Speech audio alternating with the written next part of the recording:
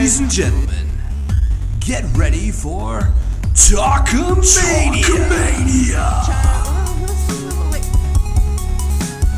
Where's Dango? Where are you, Dango?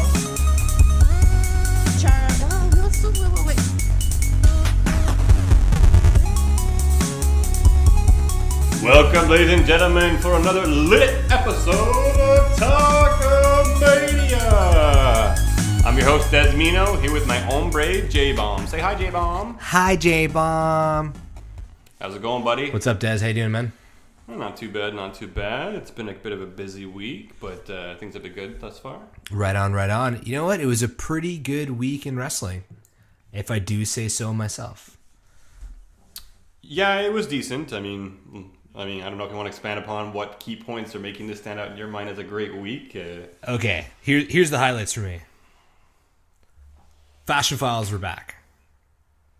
That was huge. So yeah, I guess we can go start with Fashion Files here. And we know you love Fashion Files. I love Fashion Files. It's one of the best parts of SmackDown. Everybody tunes in for it. They're back.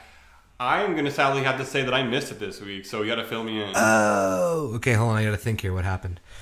The best part about it was Fandango was wearing a pair of sunglasses, and then he put another pair on top of it. Right, well, I mean, to just kind of expand upon what I was mentioning earlier, so, I was watching SmackDown, I watched about half of it, and then I went back, I was a bit busy, came back, and my PVR didn't have the episode on it for some reason, so either I messed up or didn't record, so I missed out a few, kind of at the last segment, and I did jump on the internet today and kind of catch up on some things, but in its entirety, I did not see that segment. Yeah, it was the last thing before the main event, which was horrible. And, I mean, I'm assuming it was horrible. I literally put Raw on because I watched SmackDown before Raw this week.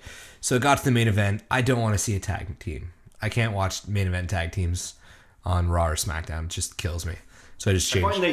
I find when they do that, it's kind of a lazy booking because it's we have a few with these Orton has a feud going on with Rusev, and then Jinder's got a feud going on with Shinsuke. So let's kill two birds with one stone and put him in a tag team match. And it really doesn't make sense that Rusev is with Jinder Mahal. I don't think Rusev even said anything this week. I think he had no. Yeah, he did. Yeah, absolutely did. Yeah, there's a backstage promo where Jinder kind of tried to get on board with Rusev and said, "Yeah, we got to get those guys." And Rusev kind of was like, "No, I'm not your friend. We're gonna tag tonight." But I'm coming after that title. So at least Rusev's, declaring that his intentions are to go after the world title. Yeah, we'll see. Which I thought you'd be happy about. I mean, come on. Yeah, you know what? I missed that, so I don't know. I was my head was stuck around Tamina being the new Rusev. It doesn't make sense. If you're going to do that with Lana, why? You know what I mean? Well, I mean, I have a hard time believing that a guy who loses in 6 seconds at the last pay-per-view is going to get entered into the title picture. It's really, I don't know what these guys are doing these days with some of their writing, but yeah, I mean, I don't know. But one thing coming out of the Breezango angle, though, is we're coming closer and closer to finding out who attacked these guys and who was responsible. And I know a few clues dropped this week. I don't know if you picked up on them, but I had seen a few and read about a few and kind of deduced it myself, and I think lots of people have come to the same conclusion. So where are you at? Because I have no idea. Right. Well, I think they mentioned there was mention of Shakespeare artists in the segment this week, and people are thinking that the ones who attacked them are the authors of pain. Ooh. Yeah. So I think that's it. I think they didn't really have a clear idea on who it was going to be, but now it's the authors of pain lost their tag titles. I don't think they've been on NXT just yet. As far as I recall, I don't know if I watched the first week, but anyways, I think it's going to be an entryway. Adding another tag team to SmackDown, more tag teams. Do the Authors of Pain do any Shakespeare stuff, or I've never seen? No, but I think it's because Shakespeare is an author. Okay. And an artist, so authors of pain. I think that's kind of the tie together. Okay. I think there were some more clues in it as well too. But yeah, I think it's leading towards the authors of pain debuting. So. Cool. I guess they're going to push tag team a bit more. People were saying it was lacking for so long, but now there's too much. It's going to have a plethora. I mean, we saw this week on SmackDown the debut of Chad Gable and Shelton Benjamin, And by all means, I'm a big Shelton Benjamin fan, but like I don't know, it was a bit anticlimactic for it's horrible. debut, you know? I tweeted out about it. It was just, Shelton's not he was a pretty big guy before he left, no? He was always a good, solid mid-carder that probably deserved better. Yeah. His mic skills weren't the greatest, but damn, the guy's athletic. I wanted to see him do his exploder suplex or his big splash in the corner, but he didn't. He did this weird, code breaker almost kind of move. Yeah. But whatever. I'll give him a chance. Hopefully it'll be exciting. Wrestling. These guys are good wrestlers. So. Did you notice him, pull Gable off of one of the Ascension right at the beginning when he first got tagged in?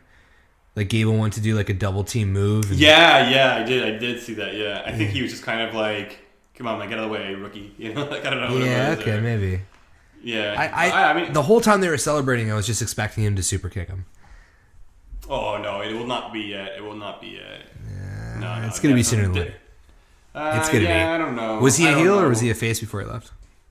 He was both, but I think when he left, he was a heel. And he had gold hair. He let his hair grow in a bit and then dyed it. Oh, he was Cisco. Bleach blonde.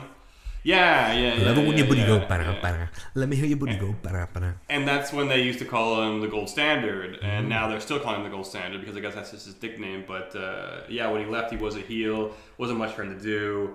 But I'm very happy to see him back there. He's 42. I'm kind of look interested to see what their plans are with him. But well, at least he's on Smackdown and not Raw because you got to keep him away from Dean Ambrose. I love black guys. Right? Oh well, why would he keep him away if he loves black guys? Well, yeah, but he loves him in a certain way that Dean Ambrose loves people in. Right. It's pretty or Seth might get jealous as well too. So. Seth. Ugh. Seth freaking Rollins. You want to talk? They added that to his theme song, yeah. Yeah, I was reading online, and the reason about that is that pause irritated McMahon.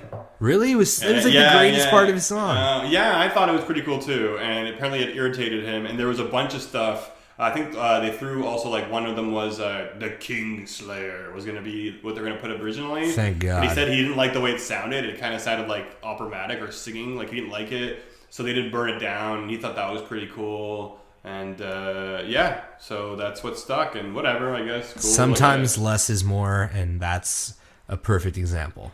But McMahon's neurotic, and he has his likes and dislikes, and he'll decide to do what he decides to do. Was that the first time that they had him? The new music, was that it? Was that the debut of it? No, I think it's been a couple weeks now. That they're now mixing Dean Ambrose and Rollins' theme kind of together, or kind of giving them.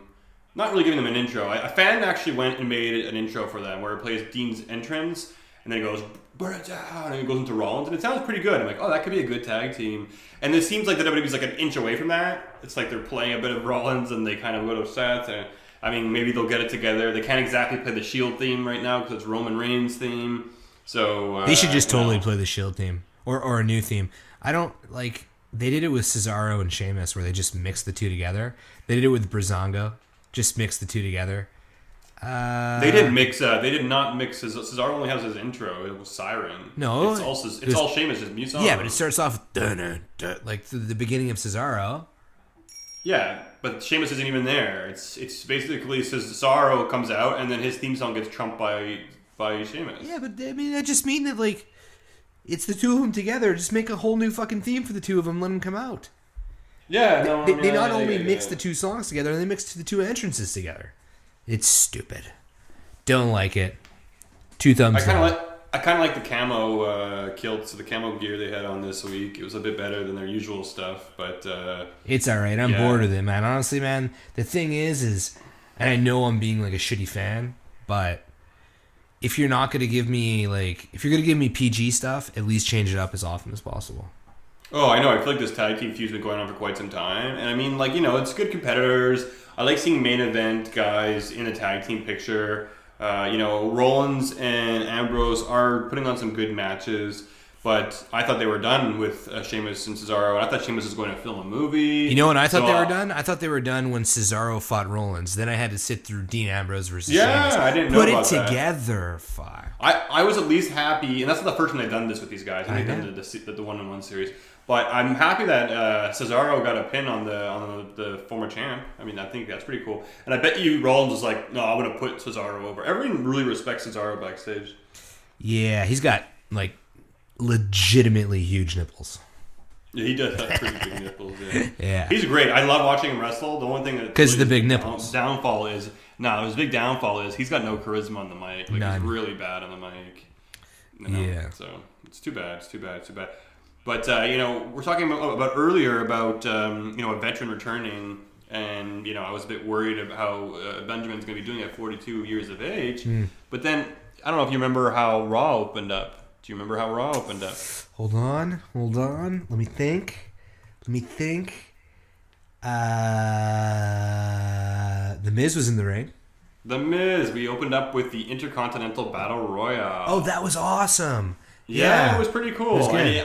You're kind of like, well, who is going to win this match? Because you had Jason Jordan in there, you had Finn Balor in there. Oh no, my God, I'm so disappointed when Bray Wyatt showed up to extend this feud. God. I was like, are you kidding me? And I was sitting back and I was thinking, I was like, okay, this guy who wasn't even in the match appears, throws him outside, disappears. The ref's like, no, you're eliminated. It's like, can't they just be like, well, that guy wasn't in the match, just get back in the ring? Bray Wyatt is wasted talent.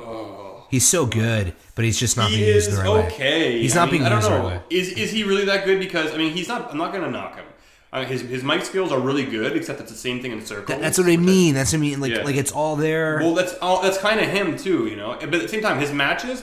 Can you remember one match of his that was like 5-star? I really no. Not that they're 2 stars or he's like a 3-4 star guy. 4 is usually his maximum. But he needs, it was funny. Put him in the era when Shawn Michaels was there. Because let's be honest. The Undertaker, people say he's one of the greatest wrestlers of all time. The Undertaker is not that great in the ring. Like he's got a pretty cool moveset, but he's nothing fantastic. But put Undertaker with Shawn Michaels and it's amazing. You know what I mean? Yeah, no, absolutely. You put most people with Shawn Michaels and it's going to be amazing. But I think Undertaker, his big thing is his longevity and his, the fact that they went with this Undertaker gimmick, which was groundbreaking at the time. It's just how long he's been there for. And I just think it kind of created its own thing. So the guy is a legend, but yeah, you're right. Not the best wrestler. I think if Bray Wyatt would have been around during the time of like Undertaker, Kane, Mick Foley, or great. Mankind, yeah. Yes, it would have been good. He's kind of like an updated Mankind-ish character. Totally, but he's limited to what he's allowed to do, I'm sure. Yeah, but I guess. But like outside of a promo, he doesn't put on bad matches either. But I don't know. There's something that he just hasn't achieved or hasn't got to yet. I don't know what it is. Maybe it's bad booking, but. It's just funny because we were just talking about the tag team championship and Seth Rollins and Dean Ambrose. Well, here's a fun fact for you. I tend to read shoot interviews and comments that wrestlers have. And Rollins was talking about recently how his feud with Bray Wyatt was supposed to go over a couple pay-per-views. And it was supposed to continue, and for some reason it was sidelined, and he was put in this tag team title storyline. And he ends up saying in the end, he's like, and personally, I think it was the best thing that could have happened, or it was a greater thing to happen to me. Like he's much more happier now than he was with Bray Wyatt, essentially. Ooh, so tough break. Well, Bray. Come on. We were talking about how when they were feuding, there was no basis behind it, and it just didn't make sense. So has any Bray Wyatt feud made sense other than the Undertaker? I'm sure there has been some feuds that make sense. In recent, Randy Orton didn't make sense. Seth Rollins didn't make sense. Finn Balor doesn't make sense. Oh, I guess you want to do demon versus demonic. But it's not even. It's not even like he's calling out the demon. It's not even. It's just like I don't know. I found the demon just showed up at SummerSlam. Well, you know what? You can actually literally have Bray Wyatt cut a promo and then insert any wrestler that it's directed at, and it will pretty much work. Yeah. I don't know. But it just doesn't make sense. Like, why wasn't the demon appearing in the background of Bray? Like, why wasn't the demon haunting Bray? You know what I mean? Like, come on, man. I'm just pissed off because he was the demon. He finally came out. He beat Bray Wyatt, clean as day, and then Bray Wyatt's still there because it's like, well, you know what? We don't have anything for either one of these two guys. Well, let's have the feud continue. And then this pay-per-view, Bray's going to get a win over Finn Balor. I guarantee it. They're going to give tit for tat. They're going to give Bray Wyatt the win over Balor. Titty for tatty? You think they're going to go all the way to WrestleMania with this bullshit or Royal Rumble? No, not at all. I think they're going to have another match, and this time it's going to be most likely Bray Wyatt going over. He needs it, but more importantly, he needs a good storyline. Does it bother you as much as it bothers me that the day after a pay-per-view on Raw, there's either like a rematch for the title, like the women's division, or literally the tag team match that we saw at SummerSlam, that we waited months to see at SummerSlam, is just bam, right on Raw again the week after? I'm kind of feeling both ways on this, because sometimes it's kind of like you see this really cool match where it's like, oh yeah, we didn't win, but it's like, oh, they're gonna have another shot at it tonight. And usually when they have the same match the next night, you know the titles are likely going to change hands. Or I don't know. I like it. I like a big match. I like a big match. I hate the rematch clause, man. I hate it. They need to eliminate it. It should have been like... I disagree. I disagree. I love it. I love the rematch clause. Really? The only thing I don't like it for is when it's like, you know, like... I don't know, when it's too excessive, you know... I'm going to revoke my rematch clause tonight, right here on Raw. I like it. I like the rematch clause. It's been around for a while. They didn't used to have it all the time, but... I don't know. I kind of like it. I'd rather, like... them just fight at the next pay-per-view. Like, keep the story going. No, sometimes I like for just like, look, you know, Kevin Owens lost his title, he pulls out his rematch clause, and then he loses. Okay, that's it. Storyline can move over something fresh. I don't like Kevin Owens in the U.S. title picture. Like, he's awesome as a champion. Yeah, but him and AJ Styles, like going back and forth, back and forth, back and forth. Like, you know, this thing with Shane's gonna happen. I just want it to go ahead and happen, and AJ can move on to his own thing. And you know, Kevin Owens is gonna end up lots of titles in his career, so I'm not worried about him. And I think him with Shane McMahon, it's going to be good for his career. It's going to be great. And I think it's going in lots of good directions. Kevin Owens is playing it nice, playing the little baby, little spoiled brat. I love it. You know, when he was the referee this week, hilarious. Oh, yeah. In there. Referee Kevin Owens. And you know what? He put on the referee shirt and he looked like he could be a referee. Yeah, totally. You know, because of his belly and stuff. He just looked like he could be looking better in the ref outfit than he did in his own shirt. But yeah, I mean, yeah, the guy's got a lot of flack too. I don't know. There was a shoot interview that came out of Psycho Sid, and he was basically shooting on Kevin Owens and saying basically like he doesn't get this Kevin Owens guy, and the WWE must be in a bad era if this is the guy they rely on to be their champion. He's fat and out of shape, and he also says he doesn't get Nakamura, but I think he called him like Akawura. Like he doesn't. He's out of touch, you know. But and he's a psycho, lots of bro. people. He is a psycho. But lots of people have been giving Kevin Owens a hard time because of his weight. I don't think he gives a damn anyways. Yeah, I don't think it matters. No, I would like to see him trim down. It'd be cool. Maybe jack up a bit. But the fact that, you know, he doesn't care about that stuff, and he's, you know, that kind of is his gimmick, and, you know, it doesn't matter. It works for me the way he is. He makes it work. Yeah, I like his the bully kind of thing he's doing. I like when he comes in and puts himself as a referee. You know, I kind of felt bad for Sami Zayn because, again, he kind of gets the brunt of it and ends up jobbing to Aiden English. It wasn't in the record books. Right, but now you know what's going to happen next week, right? Now they're going to have the rematch, and Zayn's going to win, and it's going to go back and forth. Zayn will get his win over Aiden English next week. Watch. I'm calling it now. Before we switch over, because I do want to mention something else, when do you think we're going to see Shane O'Mac versus KO? The next pay-per-view would make sense to me, I suppose. Yeah, that soon? Yeah, I would think so, because what else are they going to have Kevin Owens to do in between? Who's going to be feuding with? You know, he came down, he inserted himself. Unless he has another match with Sami Zayn because of the interfering in the match, which I don't think so. It might be Kevin Owens versus Sami Zayn at WrestleMania. Oh, cool. Yeah, I guess. He says that's a match that he really wants, Kevin Owens as well too. So, you know, maybe Kevin Owens will win the title, and then Zayn will finally beat him for the title at WrestleMania. Mm-hmm. Who knows? But anyways, that's a long way away. I think the Shane McMahon thing's going to happen sooner than later. I think we have a little bit until the next pay-per-view. So there's enough time to build up that feud. So next week, let's see what happens. I don't know if Kevin Owens is going to interject himself somewhere else. Yeah, I mean, Kevin Owens always an entertaining part of Raw for sure. How are you, SmackDown? SmackDown. Sorry, yeah. You know what? He should be a Raw guy, though. I'm telling you, he should be a Raw. I like how he touched on that this week. Yeah, no, it was true, and he's true about that. And I don't know, I just felt like him leaving Raw was detrimental. I think Miz leaving SmackDown was detrimental. I think Alexa Bliss leaving SmackDown was detrimental, but she's still doing good on Raw. She's doing great. The Miz is doing good. Raw is definitely the A show right now, in my opinion. Yeah, but I just felt SmackDown was so great with the roster it had. Yeah. The only thing I would have changed was get rid of Dean Ambrose, Yeah. you know? But outside of that, yeah. They should have just done Rusev Dean Ambrose swap and made Rusev go after The Miz for the IC title as a face. That could have worked for me. Yeah. Well, I don't know. It seems like Rusev's a bit in the doghouse. I guess, I hear it's because he cut his hair, but... That's I don't crazy, know. man. What is WWE? Nazi Germany? Fuck? It's nuts. Yeah. If you go out and you do stuff like that, they're going to be like, well, dude, and they can't just go out and do stuff. You got a fucking haircut. Yeah, I know, but it definitely changes appearance, or at least for me, I think his longer hair was a bit better. I go back and forth, depending on what he's doing. When he's going psycho and screaming, his long hair was cool, but he looks pretty damn cool with the long beard and the shirt. He looks okay. Yeah, the beard's okay, but the thing is funny. I look at him and Jinder Mahal, and it's like it's basically like the tag team or the battle between whose hair recedes the fastest, because they both have like receding hairlines, and like Jinder Mahal, like it's very fluffy in the front, but like right in the top where the bald spot would be, it's very thinned out. Like that guy's gonna have the biggest bald spot soon, and you can kind of already see it when he wrestles. A lot of wrestlers are going bald now. I mean, I don't know. A lot of them. Bald wrestlers.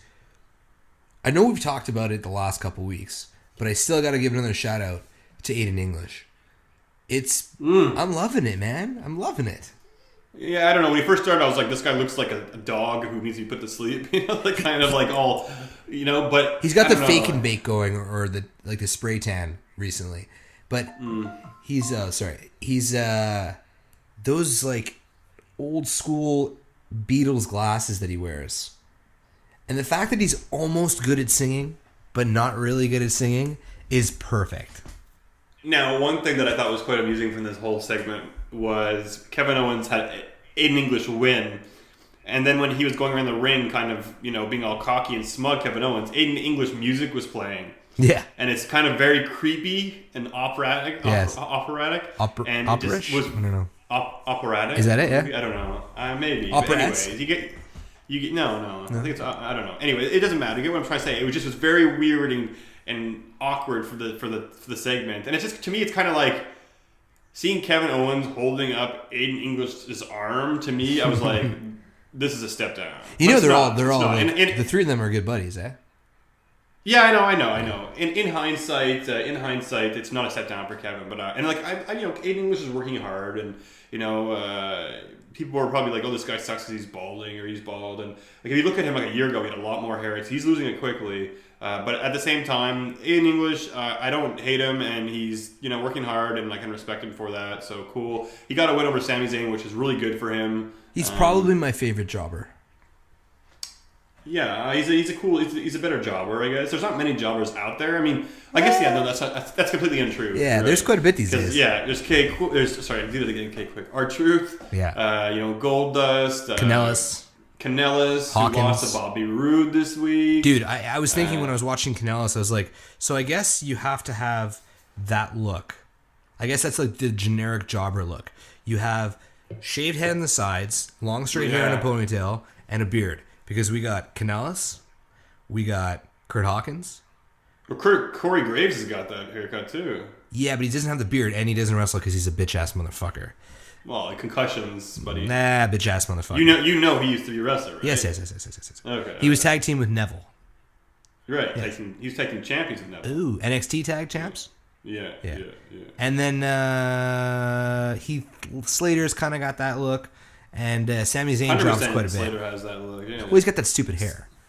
Yeah, but he doesn't have the beard. But for sure. But like the tights, the skinny look with the tights, and just generic fucking jobber look these days. I think Mr. Kanellis could do that gimmick could do a lot better on NXT. And you know what? I kind of fast forwarded through that segment. I love their music. I say it every time we talk about them. The music's great. It kind of has that Avenged Sevenfold sound to it, or I don't know. I kind of like it. But did he come out with Maria this week? I didn't watch catch the entrance. I think so because the entrance wasn't even on TV. The entrance was not even on TV. Just the end of it. That's why. Yeah. Mike Kanellis. She looks really. She's aged terribly. She looks very she has a weird chin, and she looks like.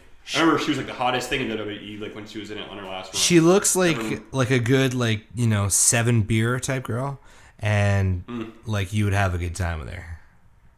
I don't want to knock her. I mean, she's all the women in the WWE are beautiful, and she's attractive. But I'm just I guess it's time to be a bit claws out. I don't know. Claws out. Claws out. So, anyways, going back to the whole point we started on was the IC title battle royale. Right. Oh, damn, man! Look at that. My wild card of who I wanted to win this match from the start was Jeff Hardy. Oh, no way! I'm super happy because I think the guy did. I don't think he's gonna do it. I don't think he'll. No, I don't know yet. We'll see. But I don't know if they're gonna give him the title because he'll probably get it. Well, didn't Angle say something about like you're gonna defend it the next pay-per-view, but you're going to defend it next week as well, or something like that? Yeah. Or... He says... So does that mean he's going to lose, he's going to win and then still defend the next... Like, I don't know what's going to happen, but I'm kind of happy that they're going to, now that the Hardys have out of the tag title picture, they're giving them a chance to be single competitors, and obviously Jeff Hardy always had that special something. Fans like him. He's exciting to watch. He's been an IC champion before. He's better than The Miz in terms of wrestling, in my opinion. And I really would like to see him win this IC title. Have a little run, and then slowly make his way into the WWE title picture. The guy's 39 years old. Obviously he's not going to be around too much longer, but I definitely want to see that guy in the title picture. I'd love to see him versus Rollins for like the title or something. That'd be pretty cool. There's a lot I really liked that I didn't think Jeff Hardy was going to be winning that. I thought Jason Jordan or Finn Balor. Those were my two initial thoughts. I was very surprised, pleasantly surprised that it was Jeff Hardy. Just as a fan of being surprised. What I don't like about it is that I could really see him winning, and he is the type of champion that would just carry on that belt and really do not much for it. You know what I mean? He's not going to cut great promos, that's for sure. And the other thing that bothered me was poor Matt Hardy, man. Like, they leave the WWE. Matt Hardy pretty much keeps the Hardy Boys super relevant. Comes back to the WWE, was probably... People wanted to see him more than Jeff, I think, right at the gate. And Jeff's going to get the first push. It hurts, man. It hurts me. I think Jeff's always... I get it. It hurts you all. I get it. And I think that Matt is getting a bit of a shaft. I think a lot of it has to come down to the legal issues of having the broken character. And then he said he was woken, and they didn't play off that. Yeah. Maybe they got maybe they got threats saying, "Oh, that's too close." Yeah. So they have to get that sorted, and I think eventually we'll see the broken character, and Matt's going to do really well once he can let the reins loose. But I mean, Jeff Hardy's always been the favorite. He's always been the more talented one. He's always been the better looking one. I know. That's what I mean. Matt Hardy's got the belly, the fat Hardy belly, and I don't know. The guy's got a little bit. He needs to work a little bit of cardio in there. But I mean, I don't know. I like Matt Hardy. I think he'll have some good things coming up too. But I think in terms of singles competitor and like Matt Hardy's a boring wrestler. Right. Okay. But let's be fair. If they were broken, Matt Hardy would be a better IC champion. Matt is definitely better on a... Yeah. Okay. Well... Okay, I will agree with what you said earlier that Jeff's not going to cut good promos. He's going to have some wrestling matches, be quiet, and he'll probably try, even if he wins the title, he'll probably drop in a couple of weeks or something. Anyways, The Miz, I mean, who's going to touch The Miz in terms of IC title promos? The guy's really good in the mic, in the top maybe 5. And I'm not talking about just on Raw, like I'm talking about in general. This guy's really good in the mic. Yeah, there's nobody's going to top him. I get what you're saying. No. That's why he should just be IC champion forever. Well, he'll be the most, and it's a good thing. It's a good thing for Miz to drop the title to Jeff Hardy because it puts one more notch in his belt for IC title reigns. True. So again, I really see the Miz running with this IC title picture, like probably for the next a long time actually. But anyways, he'll probably drop it to Jeff Hardy, get it back, and whatever. And then at WrestleMania, he'll have like the record, and then Jericho will come back, challenge him for the title, and want his record back. It'll be something like that. That could be really cool too. So yeah, that could be cool. I miss Jericho. Mm-hmm. And he won't be back until at least the Royal Rumble because I know he's doing like book signings, he's doing touring. I just feel so bad for Matt. I'm sorry. I know it keeps. I know, and I do. But the guy's happy. He's probably getting paid well. He doesn't have to work probably 2 full time. He gets to see his family. But yeah, I think he probably might have expected a bit more going into it. But he knows how it works. The only thing I could see, which would be cool, is if Jeff Hardy does win, we don't see Matt Hardy for a little bit. He comes back broken, and he goes after Jeff. You know what? It's funny you say that because people actually say the Jeff Hardy Matt Hardy feuds have been some of the most lamest feuds that there have been. Like no, they're not really highly regarded. Really? So yeah. So I mean, I don't know. I think people like them better, more together than apart, and I don't know if they're gonna go. I mean, obviously, I think they'll feud again at some point before their careers end, but. Yeah, no, I don't think that'll be the direction that they're going to go into the IC title picture. But who knows? You know, I could be stand corrected. So I just feel bad for him, little Matty. I know. We'll see. I mean, you know, it's 1 week. Jeff got a push. Maybe Matt's going to go on to better things. Who pulled him off the apron? It was the Luke Gallows and Anderson, eh? Yeah. So he can't really do much with that. Yeah. You know, speaking of them, I don't want to talk too much about Cena and Reigns because I think we're going to save that for a little bit later. But the fact that they came out a second time on Raw was just fucking weird, man. They literally had 2 matches on Raw this week. I think WWE holds them, they respect them, or they like them. They hold them in a higher regard. They like to use them. They're an interesting duo. They were really popular on the indie scene in New Japan. Yeah, but they're shit. And they're shit. I don't mind them. They're not my least favorite tag team. And here's the thing, too. And this is just because I've kind of listened to a bit of their stuff outside of WWE and interviews and shoot interviews. These guys are funny guys. They can do a lot of voices. They're really obnoxious. And I don't know. I guess you know what I'm gonna say. You're going gonna disagree. I look at them as the ascension of the Raw roster. No, they're definitely not. I think I get it. I get that you see that, but actually, I think I like the Ascension more than I like them, just because of the last few weeks of Fashion Files. Fashion Files has made the Ascension relevant. Like when I look at them, I'll agree with that. When I look at them, I feel like I see more of their personality, and I'm like, they're not just a super lame gimmick. They're kind of just like funny dudes. Maybe it's the same way you feel about the other dudes. Yeah, I find they're funny dudes. And it's funny, I listen to Talk is Jericho. I'm a big fan. And sometimes Jericho has Shop is Jericho. Basically, it's like Talk is Jericho, but no filters. They can swear. They're drinking. They're just like having a good time, farting and swearing. And, ooh, farts. And no, like seriously are. And yeah, it's really, really funny. It's good. It's kind of cool to see the personalities. One of them does like an impression of Stone Cold that's just like dead on. And I don't know. You need. Who are we talking about though? Who was on? Who's on what? Who was on the Shop is Jericho that you're talking about that was doing Stone Cold impressions? He does it often with Gallows and Anderson. Okay. They did it in Japan. They go drinking. They did it before elsewhere, and they've also did it with the Braun Strowman one time with the group was with them, and it was really, really entertaining to watch. And it's kind of cool to see the personalities, and they're funny, and they're not being used properly because if they were allowed to be comedic and be their characters that they really want to be, I think they could be a lot funnier. Yeah. But also Southpaw Wrestling, I love it. I love they did release a second season now, and there's a lot of cool wrestlers in it, and they're really funny in that. So I don't hate them. I don't like them. I'm not like, oh, get them the tag team titles, but I don't mind them. I do like the nerd line, but I don't like the way he does it now. Before he was like, you nerd, but now he's like nerd. He like holds it for like anticipation, and it's not as natural. But I know it's cheesy, but I kind of like that line. He looks like Crush with no hair.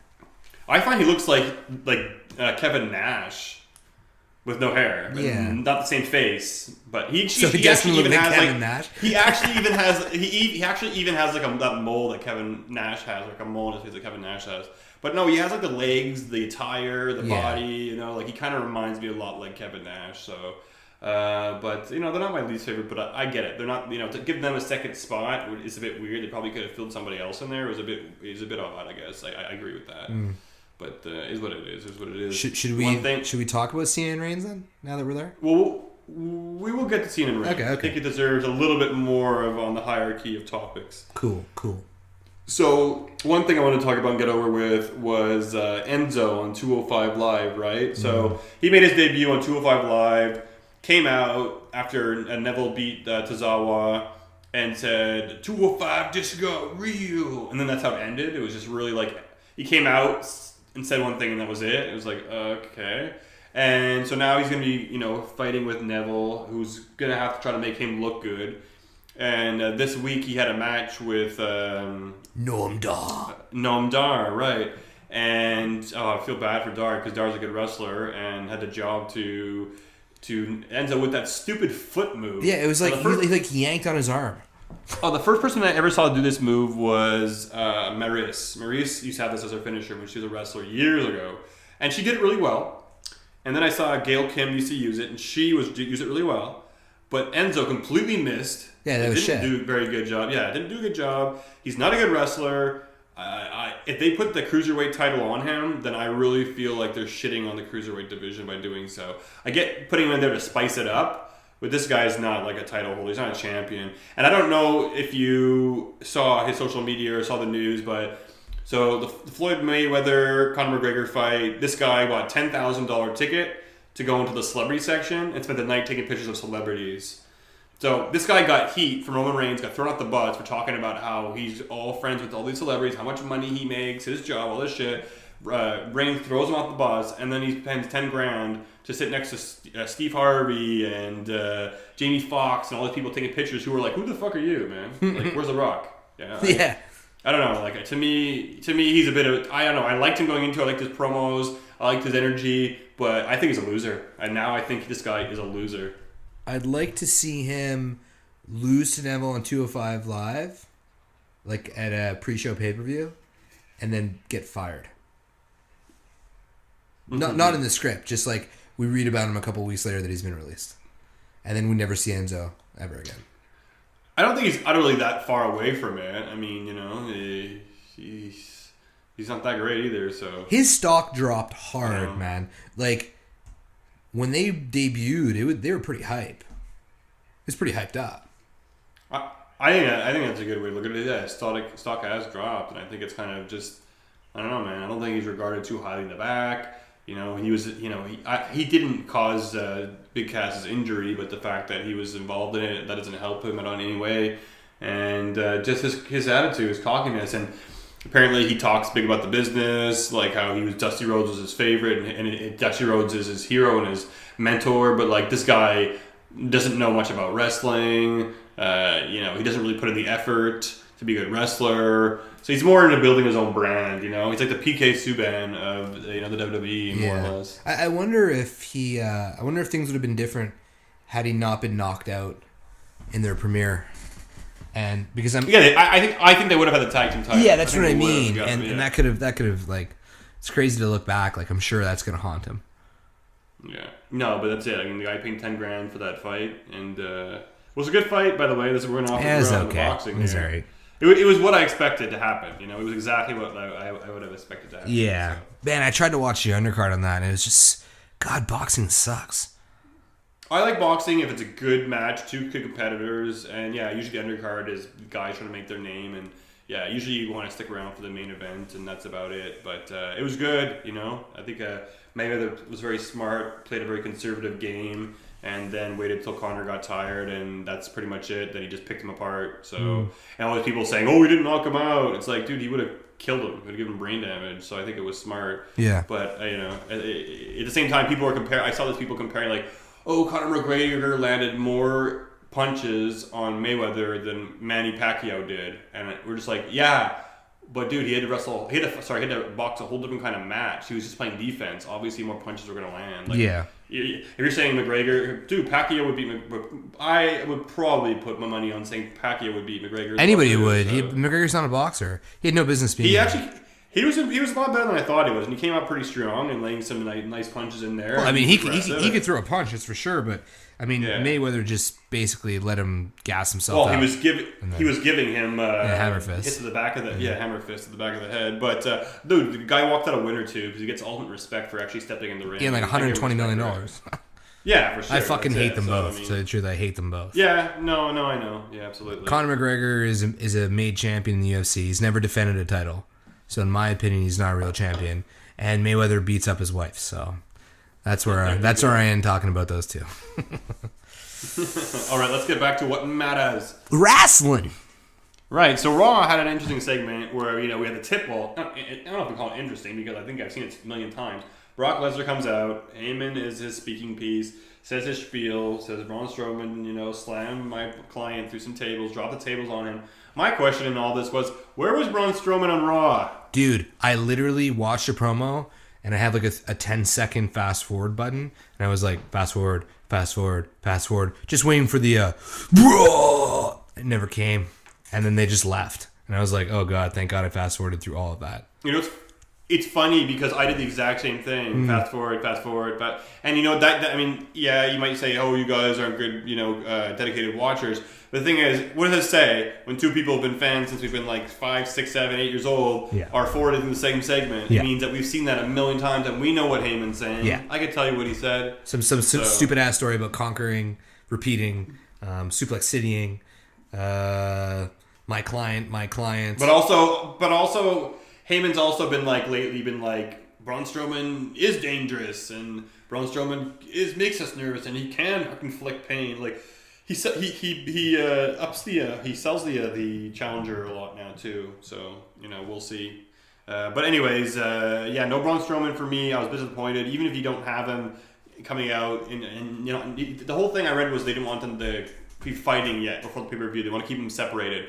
You could have worked around that. That was just lazy. Not having Braun Strowman there. This guy is over. People went to that show to see Braun Strowman. For sure. And not having Braun Strowman on the card hurts them. That was really silly. Unless you're giving the guy time off, be with his family, take the week off. That's fine. The guy's worked his ass off. Take the week off. That's cool. But I do not want to hear that this guy was backstage and they didn't use him. Yeah, that'd be a piss off. At least have him appear in the Titan, Have him do something. Or have a smash Brock Lesnar's limo or his car, Put him in, you could do that. Put him in a match, have him squash somebody, and then just do something on the mic. I mean, you can keep them apart. It doesn't not need to be there. So I'd like to imagine that he just had the night off, literally. But if he was backstage, they didn't use him. They're really, it doesn't make sense to me. It blew my mind. Where is Braun Strowman? Big disappointment. Big time. Now, I will name another big disappointment. It was a disappointment for me, so I can only imagine it'd be a greater disappointment for you. Emma, they changed her theme. I didn't even want to bring this up. Dude, I gotta say, she had maybe... Okay, let's go through. She's definitely... Her theme was okay. Her theme... It fit her. It worked with her. Who's got a better theme than Emma? Right now in the women's division. In the women's division. Who? I like Alexa Bliss. It's not better than Emma's. And it even has the little parts to it. So I mean, Emma's was neat because it tied in with her old Santino thing, where it's like I don't know if you watched that. If you go back and watch the Santino era, it might kill her for you. But she used to be basically like Santino, goofy. And I think it was Corey Graves or somebody who made a joke this week. Which is on SmackDown, so Corey's not on SmackDown, so I'm not sure who. No, she's on Raw. But she's on Raw. Right, she's on Raw, so it was Corey Graves. And he made a joke how she's popping This is bubbles very with her incorrect, my hands. friend. This is not right. Yeah. Oh, yeah. no. I've been waiting to use that a little bit. But a piece of my penis fell off when she got on the mic after her match, though. Oh my god, it's stupid. Okay, I know you like her, and I think it's a more of a physical thing, I'm not sure. But it was an Instagram. I don't know. Yeah, she just had nice pictures. She puts the ones that make her look the best in it. But I'm telling you, man, her mic skills, her promo skills, they're not the worst. Oh, they're pretty bad. Snuka. They're not Tamina quality. Tamina. They're definitely. Okay. Every time we say Tamina for the rest of our existence, I will always play that. Yeah, I love it. I'll drink to that. Oh, so good. Yeah, she's not as bad as Tamina, but that's not saying much, bro. I'm the women's revolution. I'm the women's revolution. What's her? How did she start the women's revolution again? What did she do? What? I know that she was on NXT. She was the Four Horsemen looked up to her. I remember seeing. Did you watch what's it called?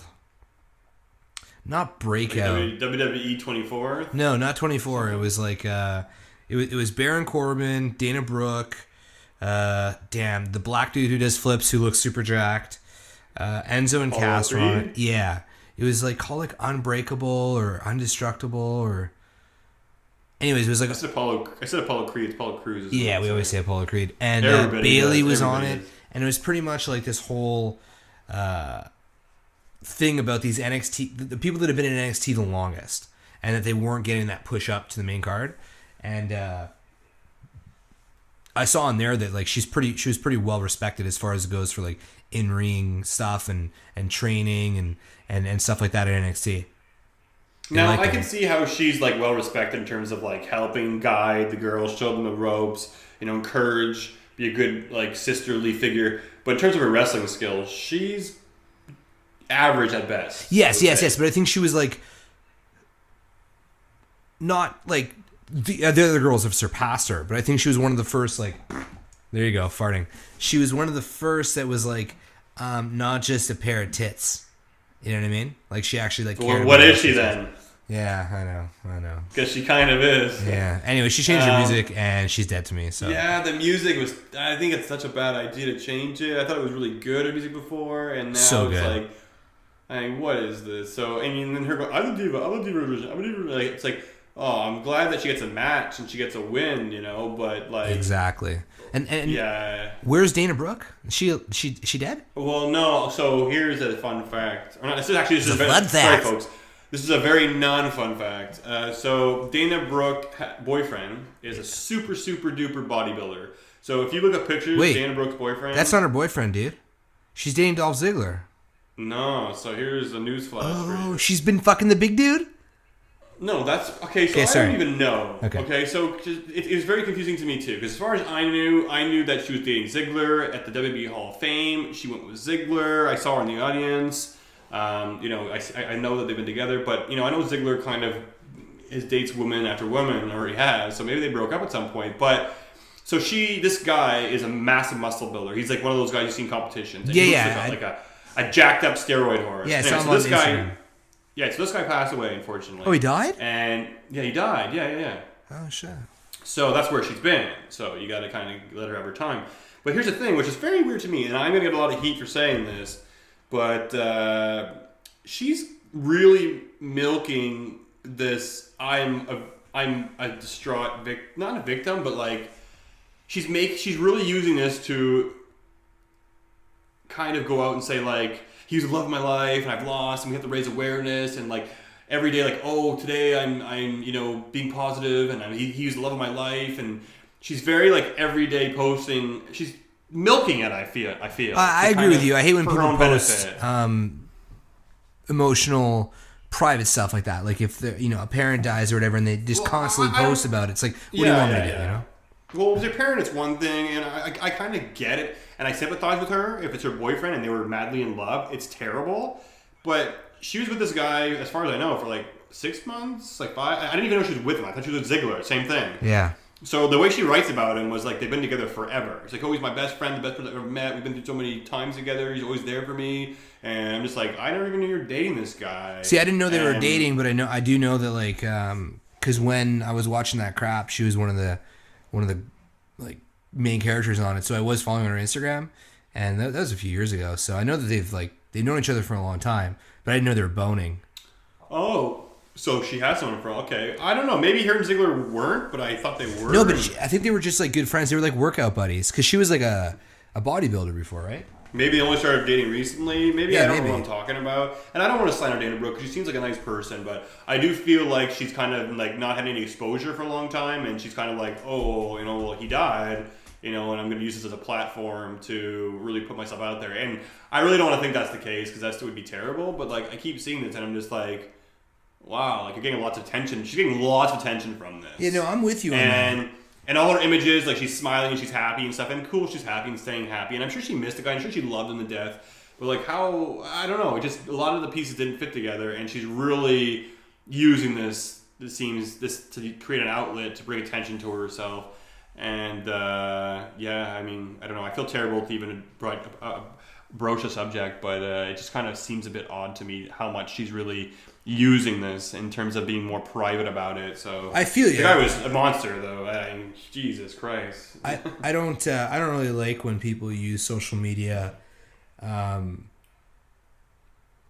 as a platform to air stuff like that. It's just odd to me because I mean, if you're gonna post something funny, cool. If you're gonna post something that you care about, cool. But something that's like really like seriously consumes you emotionally. I have a hard time buying it because you could be so open with it to complete strangers. It's just weird. It's literally like going outside on your front porch and yelling in the street. That's pretty much what it is. Yeah, like I have 750 or 780 friends on Facebook. If I literally deleted everybody who I wasn't friends with, I'd have like 9. So we're looking at like 771 strangers that my mouth is probably off that I'm, writing stuff to. That's why I never post on Facebook. It's just ridiculous. I guess like people come back and say, "Oh, I'm sorry for you," and all condolences. I guess it makes you feel a bit better. It depends on the person's personality. But just for me, it's like I'm a very private person. Yeah. So and I've dealt with deaths in my family and deaths before, and to me, like that kind of attention, I don't want it. And I know it's weird. I agree with you. It just seems that she's really soaking it in and taking advantage of it. But at the same time, Dana Brooke seems like a very nice person. So I don't want to, jump to that conclusion. So I'm sorry, folks, I offended you by saying so. Maybe I have the complete wrong idea. But again, just something that I kind of noticed and thought was a bit strange. And I really thought she was dating Dolph Ziggler. So what the fuck? Yeah. Right? What a bitch. So, anyways, let's move on from that. All right. One thing we saw this week, though, on Raw, I'll go to the main event, just jump straight to it, and then we'll leave Cena and Reigns for after. So we had Sasha Banks against Alexa Bliss. So, obviously they were teasing so much the fact that Sasha Banks cannot defend her championship that you were almost certain that she was going to successfully defend it this time. But no, ladies and gentlemen, in a clean loss to Alexa Bliss, which I think is awesome. I love Alexa Bliss getting a clean win. But to a DDT, mind you. She beats Sasha Banks to become 2-time Raw Women's Champion. And I think it's amazing. But the WWE, I don't get to what they're writing. They're going to be burying Sasha. Because we know Nia Jax came in the picture, threw some shade onto Alexa Bliss's celebration, dropped her flat in her back. You clearly saw it coming. She was not a very good actress. You could definitely tell it was going to happen. But now what happens here? Is it going to be Bliss versus Nia Jax? Because if that's the case, Nia Jax is going to squash Bliss. I don't see any way outside of disqualification where Bliss will keep it. So the only thing I can see is maybe making a triple threat with Sasha Banks. Because remember, going back to the thing you hate the most, Sasha has a rematch clause. You can't have a rematch clause when you lose during a rematch clause. That's stupid. That's super, super, super bad. Well, it's gonna. Yeah, you'll probably see it happen. Maybe it'll be this week coming up where she fights Sasha again and Nia Jax comes out. I don't know, but it's either going to be Sasha versus, Alexa versus Nia, in which case Nia's definitely going to win. But maybe there'll be a triple threat, and then maybe Bliss will be able to retain her title. Is it the right time to give Nia the belt? Probably not just yet, but she's not far off from it, I don't think. Well, the crowd was cheering when she smashed Alexa, and I think the crowd likes Alexa, so it'll be interesting to see. I was super happy like you were. I was super surprised that Sasha Banks lost. It's such a diss to do what they did to her. Well, that's it. And I'm not a big fan of Sasha Banks. I think she's highly overrated. But yeah, I was very happy to see it. I like Alexa Bliss too, so that's kind of adds to it. But you guys heard me last week. You've heard me before talking about Sasha Banks. I'm not a big fan of hers, and the fact that Alexa Bliss ended up pulling out a win on top of her, I like. Two nice booties though going on. Very nice booties. Before we get going on the main event, did you notice? And we got to talk about this. I think before the main event, Natty backstage. Because so you're saying main event. What's the main event? Because the main event of this, of today, of Talkamania. Well, then I think we still have one or two things to go through. Oh, we do? Okay. Well, here's one of them that I really want to talk about. Natty dropped the biggest bomb ever on fucking Smackdown, and I love her for it. At this time, it wasn't one of her farts. No farts. The only person farting is J-Bomb. And before we talk about the Natty bomb, don't you feel like it's pretty stupid that Natty's going to fight Carmella next week on SmackDown, and then in 2 weeks fight Naomi for the title? Well, something's up. No, but I'll tell you that. Why would you... was that a fuck up? Well, no. If Carmella wins, or Carmella wins the title... Well, first of all, okay, let me ask you this question. I wasn't sure if it was made clear. Is this match with Carmella next week a title match? They never said it was, so... Okay, so it probably is not. How can it not be? Well, it doesn't matter because Carmella's going to get the title shot when she needs it. It doesn't really matter. She's buying time. You know what? Carmella's going to cash in.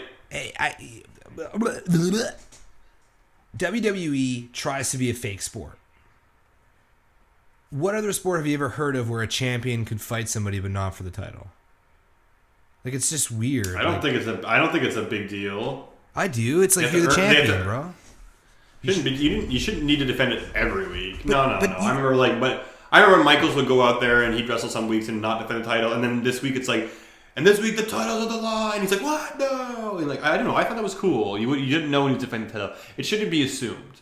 Now, the fact that I was bothered by the fact that all Natalya got this week was a backstage segment. This is your women's champion. Naomi was there every week glowing, and Natalya is just backstage, like, eh. And then next week you have her fighting Carmella. So what's going to happen? Carmella going to beat her, not beat her? I mean, Carmella got a win over Naomi. Is this week when she was a champion? Next week is going to be Carmella getting a win over Natty. Who knows? Maybe Carmella's going to look weak, tap out. I think Carmella's cashing in is going to happen sooner than later. It might be the next pay-per-view where she's fighting Naomi. Who knows? I think Carmella will have a successful cash-in and be an annoying champion for months. Can't wait. I can't wait just to get it over with. Well, as much as she didn't get a lot of spotlight, she dropped a pretty interesting little line about our buddy Baron Corbin. Yeah, I thought that was great, calling Carmella the potential Baron Corbin of the SmackDown Women's Division. That'd be great if Baron Corbin just beats the crap out of Natty backstage and jumps her, because that's what he does, right? He jumps people. That's pretty much it. And did you see Baron Corbin's promo about losing the title, losing the championship, or the briefcase, and saying, like, I don't live in the past, I live in the future. Like, honestly, that promo was like a step backwards of his previous promos. Like, it was terrible. It sounded like he was like, well, you're not coming to my birthday party. Like, it was just a really bad promo. So it was literally last week, wasn't it, that he lost? That's not like it's the past. No, it wasn't last week. It wasn't last week. It was 2 weeks ago? 2 weeks ago already. Damn. It was before the previous pay-per-view, yeah. And I don't know. I like it, though. I like that WWE's like, look, man, you have that briefcase. You're not untouchable. If if we don't like the way you're going, we don't like what we see, we're taking it off of you. We can control it. We gave it to you. We can take it away. And they fucking did.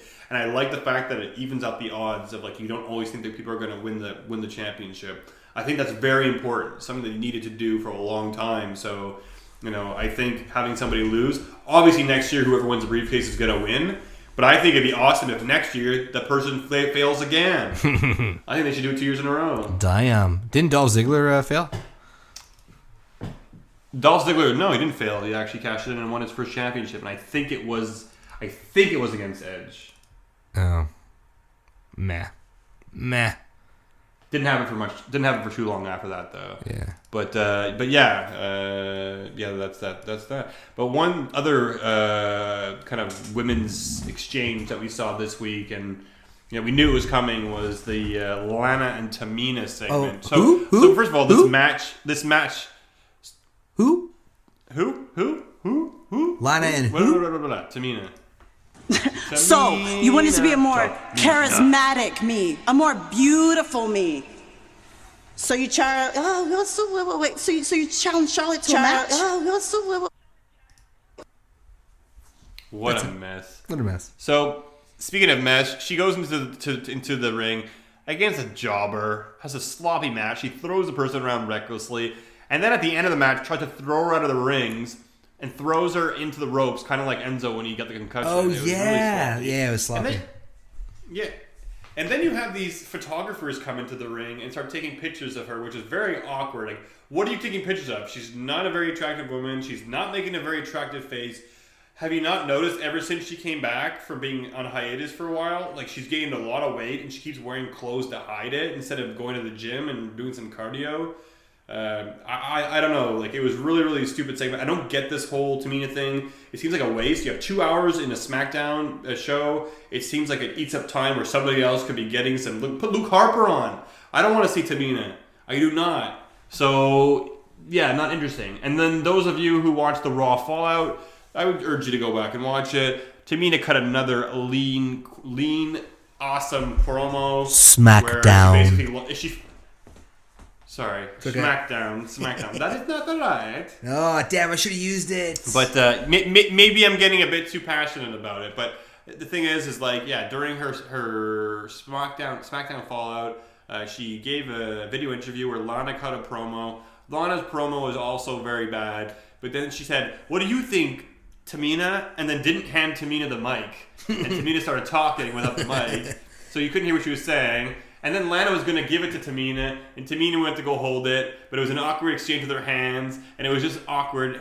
Lana kept holding the mic. She started saying stuff like, "Oh, you're going to feel my rage," and then she like forgot where she was. Yeah, she did. It's so funny because like the last thing she needs to do is an improv promo. So I should have clipped it. She said something along the lines of, "Did you see what happened out there? Yeah, that's what's going to happen out there." But I don't get it. Yeah, and it was like she lost herself too for a moment in there. What? It doesn't need to be live. Why don't they take take two? You know what I mean? Like, it's backstage. Have them get them sweaty or put some water on their face, and I don't know, like, yeah, or do a couple takes. Yeah, exactly. Even if it's after the match, do a couple takes. Yeah. But yeah, it was just, to me, it was like, dude, they got to bring her back to... What are they doing with her? Do they feel like she's been around long enough they're going to throw her a bone for the title? Like, is she going to win the title off of, like, Natty or Cameron and then, like, lose it to Carmella? That way, Tamina's won the title once and can retire. Like, I don't know what it is, but I do not get this angle. I don't get this segment. The only reason I watch it each week is to watch the train wreck happen in front of my eyes. Yeah, I mean, I'm wondering if the Lana experiment didn't go as planned. I think maybe Charlotte not being there has kind of thrown a wrench into the women's division on SmackDown. I don't know where Becky's been. That's another, like, MIA. Right, Becky wasn't even on SmackDown at all. Yeah, exactly. Yeah. But here's something. Charlotte actually wrestled the dark match on SmackDown. Really? So I think Charlotte is back. And the good news, folks, is Ric Flair actually was given a 20% chance of surviving his surgery and actually pulled through. And the good news is he's a long road ahead of him in terms of recovery, but he looks like he's doing a lot better. What, did he have, a heart Great attack? news. And hopefully... it's not exactly clear, but I think he had, I don't know. People were saying he had an issue, his surgery in his colon, he had an obstruction.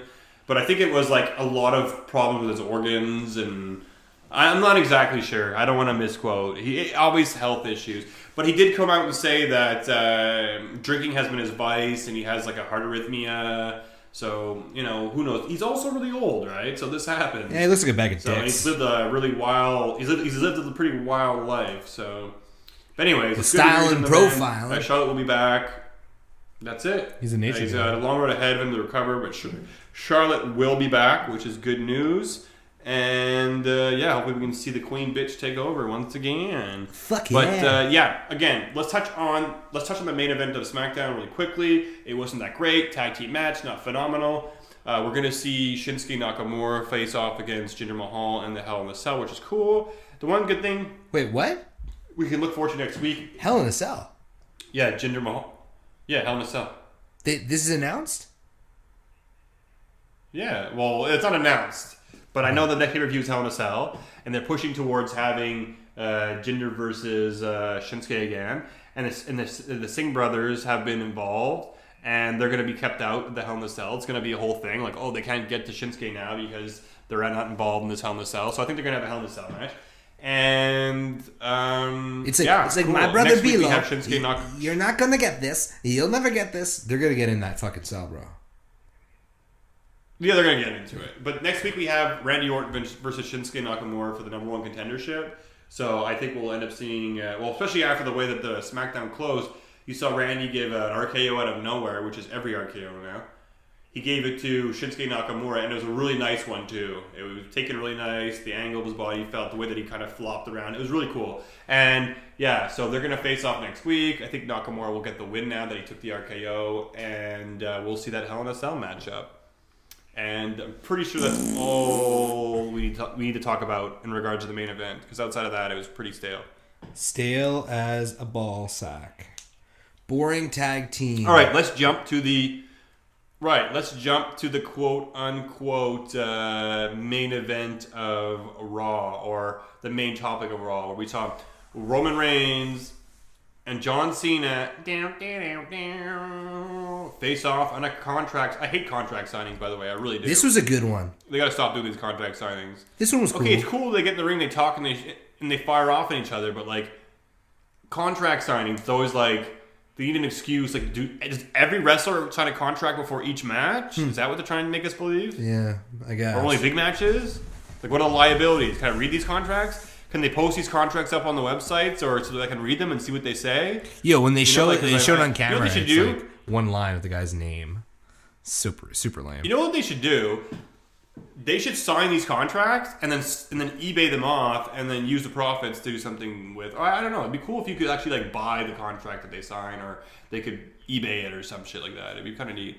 But yeah, I don't know. Okay, so Roman Reigns, John Cena facing off, promos. John Cena obviously delivers as always, sharp tongue, and Roman Reigns trying to do his best, laid a few haymakers in there, forgot a line, and John Cena definitely called him out on it, you know, saying like, look man, you got to learn how to cut a promo.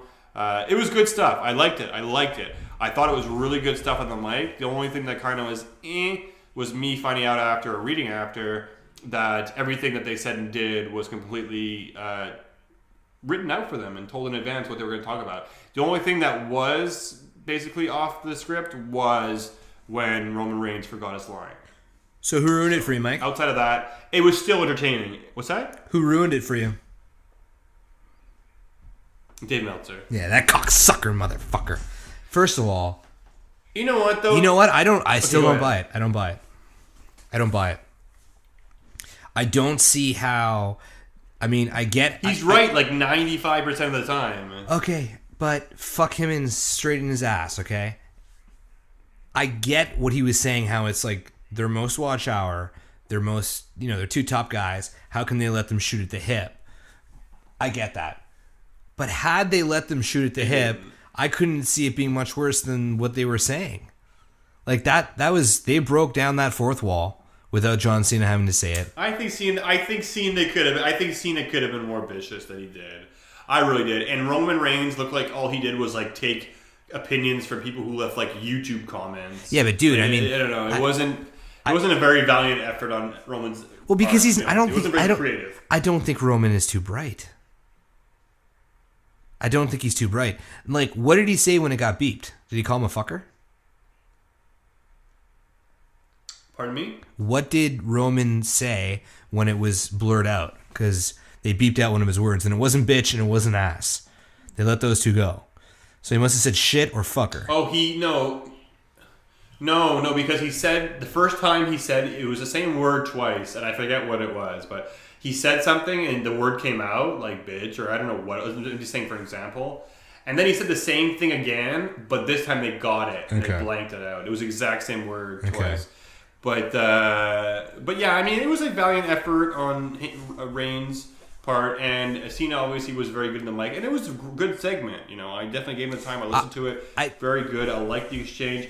But finding out that it was more or less, not kayfabe or breaking kayfabe or not not scripted. Not kayfabe. A little bit disappointed, and I don't know though. Like, a little bit disappointed, but I cannot see that of being completely scripted. I think they went off script more than just that one little part. I mean, you heard how angry Roman was, and I get that you would think that John could have destroyed him a lot worse. But I mean, John he doesn't want to lose his job. It's not like he's giving it all up at that point. Not that John gonna lose his job. Well, then why wouldn't he just go off then? Why wouldn't they just let them go off if John's not going to lose his job? You know what I mean? Because he was told to stay on script. No, I get. Cena can do so much damage. I don't know if you ever watched his exchange with The Rock back in the day. Yeah, I remember. Like, that was more off script. It wasn't super far off. Great. It wasn't super far off. But I also feel like a feud with John Cena and Roman Reigns, you should let them say whatever the hell they want to say and let them go out and get personal. And I'm sure they go backstage and they're like, yeah, I respect you, Roman Reigns, and you respect Cena, they love each other, and they're like, yeah, let's be buddies. And they're just going out there and they're just trying to blast each other based on what they know on social media and all the stereotypes and all the typical stuff. But, the most interesting thing for me with this feud is the fans and who they're going to get behind. And, the fans are going to be very loud in this match. They're going to be really into it. And I think, I don't know, I would assume people are pulling more for Cena. I would think. I think after that they are, but I don't know, man. I know I don't like Dave Meltzer, but I don't think it was. I don't know, like even the way that those two losers came out after. It was just weird. The timing of it was weird. It was almost like they were there to stop Nerds. No, but it just like, anyways. No. I think that they were told to push the envelope. Too much I think they were into it. told to push the envelope. I don't think that they scripted it as much as Dave Meltzer made it sound like it was a word for word fucking written for him. I don't think he made it. First of all, he did not make it out. Dave Meltzer did not say it was written word for word. He was like, they were given the recipe, they were told what to say, more or less, and they stayed within it, outside of when Roman Reigns forgot his lines. Yeah, there may have been another jab here or two, here or there, but I think for the most part, they kept it safe. Maybe in the weeks to come, they will go off script and it'll be more, more edgier. Very possibly. They have a few weeks. Maybe they're starting it off smooth. But yeah, we'll see where this goes. Fuck Dave Meltzer. Interested. And you know what? It's funny because I say fuck Dave Meltzer too, but like now I'm listening to his reviews and like his feedback on things, and like I actually listen to his reviews and comments on things, and I actually kind of I'm a little bit of enjoying his material. So fuck Dave Meltzer. He ruins wrestling. He's ruined wrestling. He's ruined wrestling. He does ruin wrestling. He ruins wrestling if you listen to him, unfollow him, or don't look at his stuff. I don't. It's you told me that it was scripted. You told me it was scripted. It ruined my day because I was like, "Fuck, I can't even talk about how we enjoyed this." I'm an insider. I like to know the ins and outs and the backstage stuff. So for me, Dave Meltzer is right up my alley. Yes. So when I texted you, "Wow, this is awesome," you immediately texted me, "Totally scripted except for this one part," and I was like, "Okay, well, obviously Dave Meltzer's written an article." So I had to fucking Google it, and what do? I see fucking that piece of shit, that cocksucker, and I'm like, "Fuck, you ruin wrestling, man." Because we wouldn't have known. Wrestling, but like we wouldn't have known. I know you hate him. You hate him because he ruins wrestling, but like he's 90% of the time true. Yes, but wrestling is fake. It's like him being like, "Oh, you know that movie Jurassic Park." Yeah? I know, but that was CGI, guys. That was CGI. He's an insider. But you don't need insider on fake shit. It's stupid. I want to know about upcoming trades and sports teams. I want to know, you want to talk about stuff? Be like, this guy got released for that reason. Don't tell me shit is scripted. No he does that shit. Too. He does that too. I know. He drives me nuts. But you know what? I think with him, he hears all the people like, "Oh my god, what a pipe bomb! Oh my god, what a promo!" And he's like, "Guys, just chill out." Yeah, he's like, people are like, "Oh my god, that movie was so good, so good." The guy's like, "Dude, it wasn't real. Game of Thrones is not real." He's the type of guy. He's the type of guy who puts spoilers on Twitter about Game of Thrones. That's what he is. That's what he is. We have your feelings laid out. He should just not release that shit. He should be like a month behind. Vince McMahon should have him killed. Yeah, that's one thing that I'm not. They should be killed, but the fact that the WWE doesn't silence him or like say, "Dude, what the fuck are you doing? You let everything out of the bag." So yeah, I agree with that. I think he should be silenced in a way, but I mean, I like podcasts and I do enjoy his. And what can I say? The Wrestling Observer's all right in my books, but I'm a guy who likes the insides. I like to hear all the little fun facts and news scoops. Another one tied to this, ladies and gentlemen, is now I don't know if you noticed, but this Roman Reigns John Cena feud kind of came out of nowhere, kind of came out of thin air, and that's because John Cena was actually supposed to feud with Samoa Joe. Oh, schma. Yeah, but did you notice Samoa Joe was nowhere to be seen this week because Samoa Joe is injured.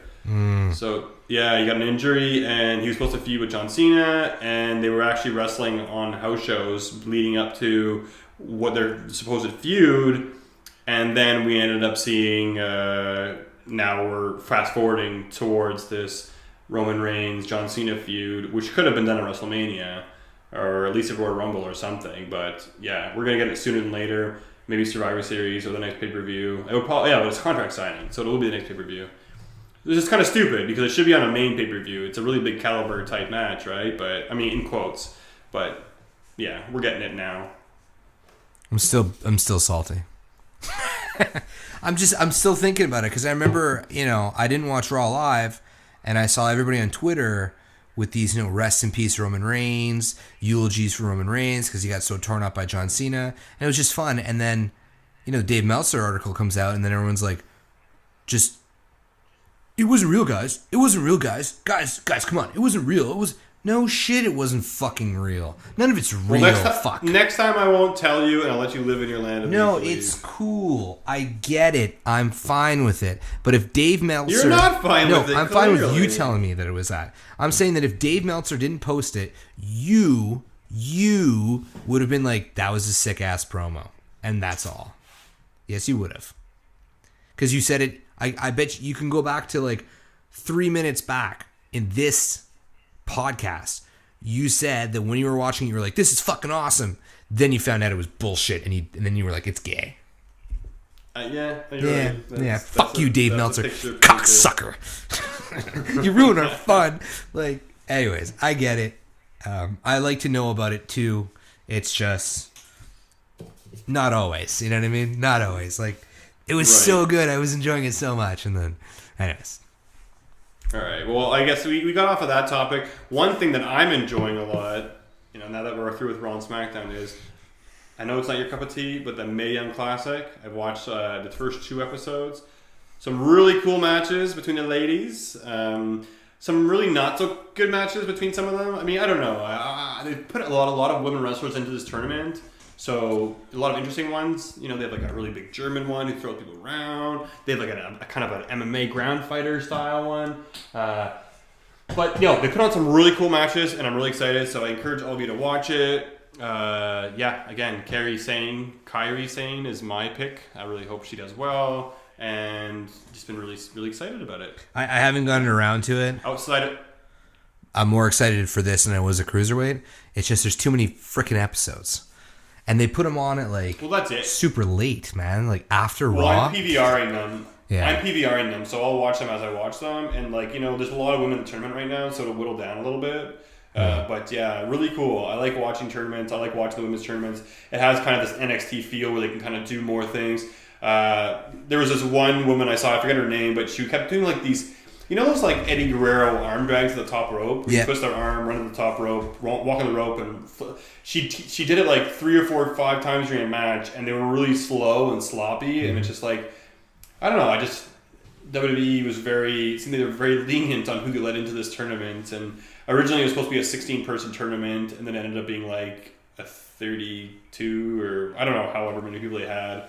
It was a lot of people were in this tournament, so there are a lot of people who kind of need to be weeded out first, but really cool matches. If you get the chance, watch the Kairi Sane match. Really, really interesting character. Really unique. I think she's going to do good to WWE and in NXT. And that's about that. And she's an Asian wrestler. I like Asian wrestlers. Now, moving on to that was a transitional sentence. Asian wrestler from NXT, Asuka. So I was talking last week on how she broke her collarbone and how, they have enough time for her to recover for the next NXT pay-per-view. Well, it seems like the WWE took a different route, and they've stripped Asuka of the Women's Championship after her reign, her long 500-plus day reign that will hopefully not get broken anytime soon. It'll be hard to. But, very sad to see that happen. But at the same time, only other option for her to lose a title was for her to lose eventually. So at least this protects her winning streak, and she'll be the first and probably only person in an NXT roster, man or woman, to never be defeated. And rumor is she's heading to the Raw roster for is it TLC pay-per-view? I believe that's it, in October. So who gets Paige's cum dumpster? Who gets Paige's what now? Who gets Paige's cum dumpster? Well, that championship belt's been retired. Oh, has it? That video came out. Yeah, it's a new belt. I thought Asuka spent 570 The week after that, Asuka had it, and the week after the video came out, they made a new championship belt. She's like, wow. They should have made her do the Medusa, dropping it in the garbage dumpster. Yeah. But so who's getting the title now? So the big rumor is, or the big thought is, and I'm sorry if this is again a big spoiler for you, but the winner of the Mae Young Classic is going to win the championship, the NXT Women's Championship. That's pretty cool. And become part of the active roster. That's pretty cool. Yeah, I think that's a pretty cool, unique way. Because they probably didn't initially think that was going to be the direction they're going to go, and they're like, oh wow, we can make it sweeter now. Yeah, that's a pretty good way to do it. Yeah. It's exciting. Yeah, that's it. Yeah. So that's it. I mean, you know how fond I am of Asuka, and it's a bittersweet thing to have her lose that title. I wanted her to keep going on. I think the WWE planned on having her NXT a bit longer, but I think when the injury came up, they saw it as a perfect opportunity to, have her lose a title, but not have her win record tarnished. So now she goes into the Raw roster, and you got to be very careful about how you book her. So I'm a bit concerned, and we'll see. Because are they going to have her be a dominant champion? Is she going to have the title for a long time? Or is she going to start jobbing and like Nakamura has been doing a bit here and there, and they kind of diminish her legacy and her ruthlessness? So we'll end up seeing where that goes. But again, that's it. I wanted to end on a high note in terms of my excitement towards having Asuka join the title and my excitement for the Mae Young Classic. I'm actually going to go watch some more Mae Young Classic after this podcast, which is wrapping up. Yep, get to look at some fine ladies delivering some high-impact moves in the ring. So look forward to that, and the final comes up in a few weeks live. So, that about sums it up, ladies and gents. Right on. Cool. Any final notes on your end, J-Bone? The only observation I've made this week that we haven't talked about is that they replaced one black dude with another black dude on American Alpha. And that, my friends, is racist. I love black guys. That's all I have to say. And clearly that'll be shown within history that they love black guys. It's funny, though. Right on, man. All right, ladies and gents. So that wraps up another week of Tacomania. Thanks for joining us this week. We will be back next week for another edition covering Raw, SmackDown, all the news rumors, and Dave Meltzer. Anything exciting that comes his way, I'll definitely make sure to accentuate that for you, J-Bone. Fuck you, Dave Meltzer. Make sure to follow us @_Talkamania. Keep it real. Let us know what you want to hear. Communicate with us. Follow us. Share with your friends. And keep it real. Take it easy.